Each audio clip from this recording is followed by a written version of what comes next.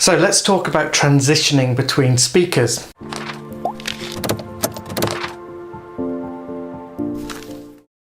I think it's all to do with formality or casual. So think about what type of audience it is, what type of situation it is.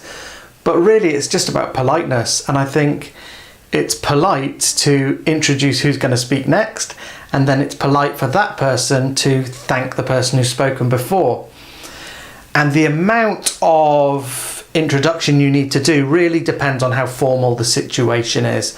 I think there's three parts of a transition. Summarize, so summarize what you've just said. Introduce, that's introduce the next speaker. And the final part is the handover. So in a very formal situation, it might look something like this. So in summary, what I've just said about PowerPoint is that it's really important that you use big, bold font when you're presenting online. Now I'm going to hand over to Jamie Honeybourne, who's going to continue and talk to you a little bit about using visuals in a presentation. Jamie. Thanks, Jamie. So, using visuals in a presentation.